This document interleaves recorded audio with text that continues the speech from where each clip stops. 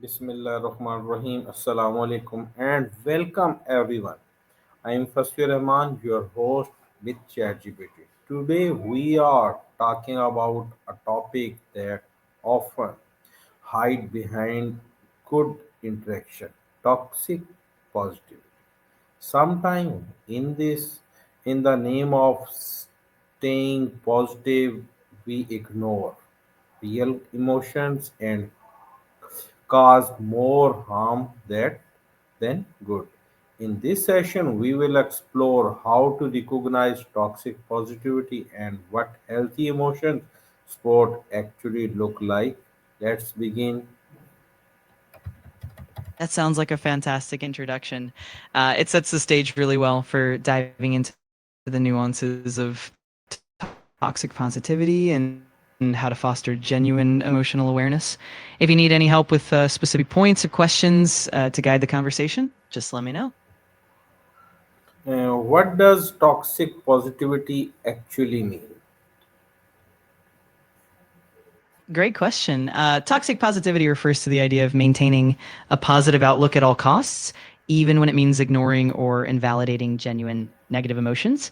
It's essentially the pressure to always appear happy or optimistic, which can lead to feelings of guilt or shame for experiencing anything less than positive. It can be harmful because it prevents people from processing their true feelings and can ultimately deepen emotional distress. Okay, that's great. How is healthy positivity different from toxic positivity? Absolutely. Healthy positivity, on the other hand, involves acknowledging and accepting all emotions, both positive and negative, and then choosing to focus on constructive and realistic outlooks. It's about encouraging resilience and hope while still validating and working through difficult emotions. In other words, healthy positivity balances optimism with empathy and authenticity rather than forcing a positive facade. Okay, why do people sometimes force positivity on others?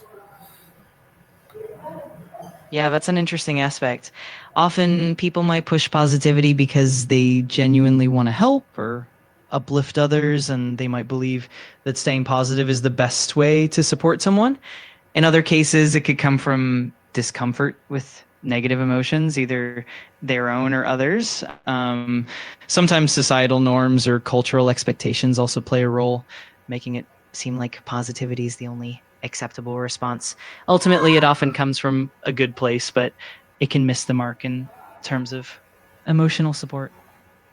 Okay, what are some common phrases that sound positive but are actually harmful? Yeah, definitely. Some common phrases include things like just look on the bright side or everything happens for a reason.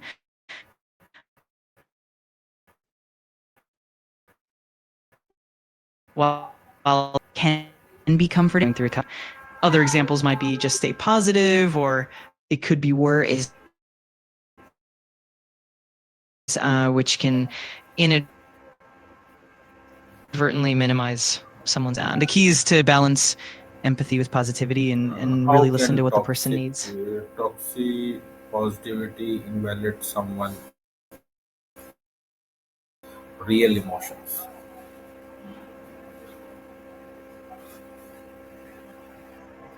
Yeah, it can definitely have a negative impact.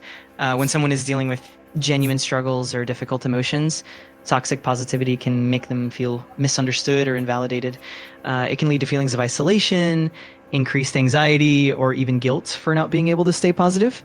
Over time, it can hinder emotional healing and create a barrier to seeking genuine support. That's why it's so important to foster open, empathetic conversations where all emotions are welcome.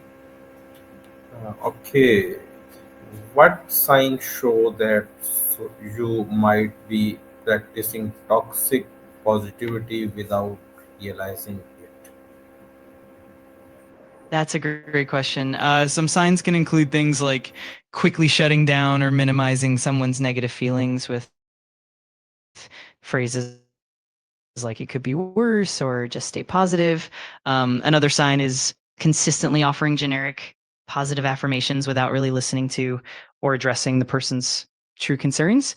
It can also show up as a reluctance to sit with discomfort or a tendency to redirect conversations away from negative emotions.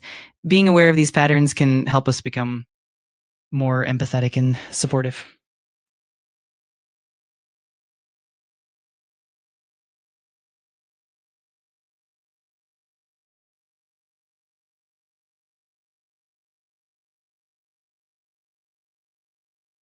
Absolutely. Allowing yourself to feel difficult emotions is crucial because it helps you process and understand them rather than bottling them up.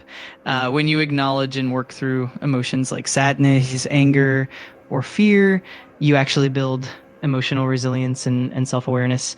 It also allows for healthier coping mechanisms and deeper connections with others. Plus, it's a natural part of the human experience, and embracing it can lead to greater healing and growth in the long run.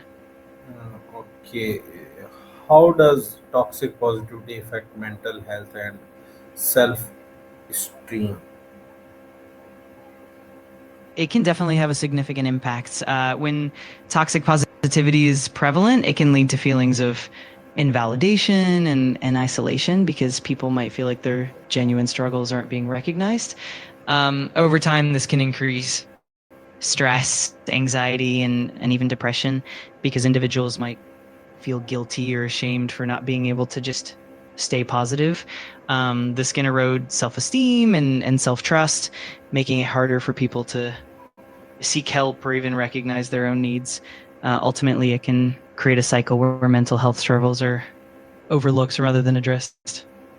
Okay, how can you respond to someone who is struggling without using toxic positivity?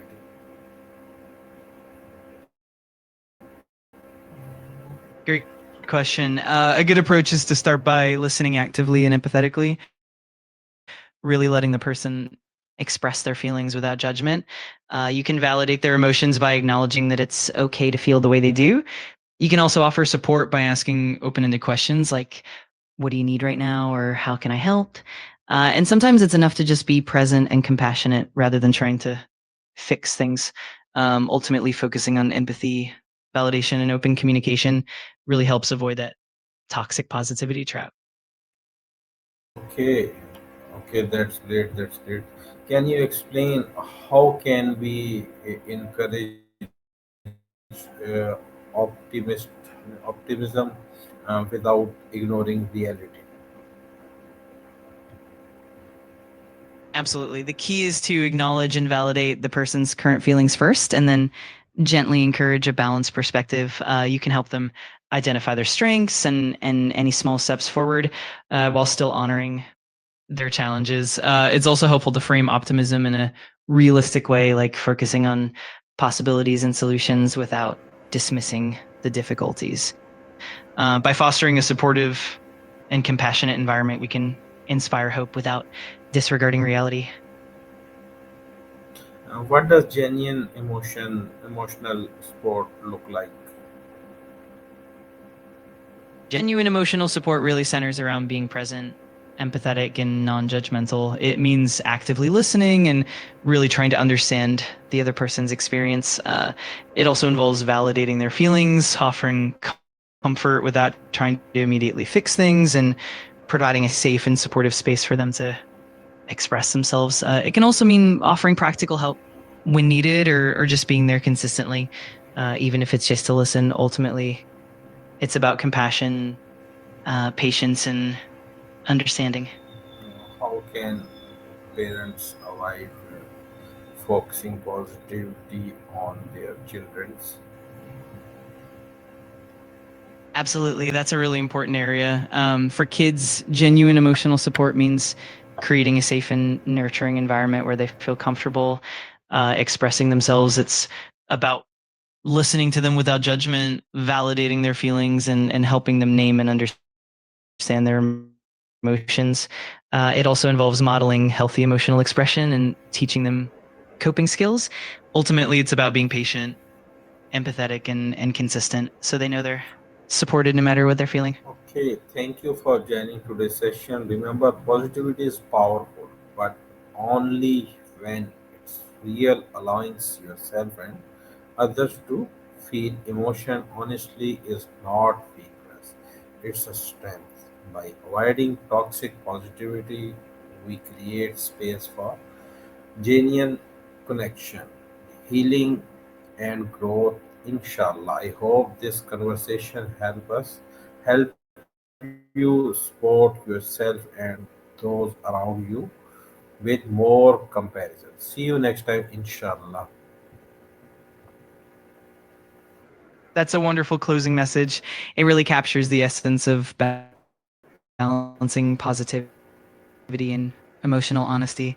I'm sure it'll resonate with a lot of people and foster deeper understanding and compassion. If you need any more help or want to dive into other topics, just let me know.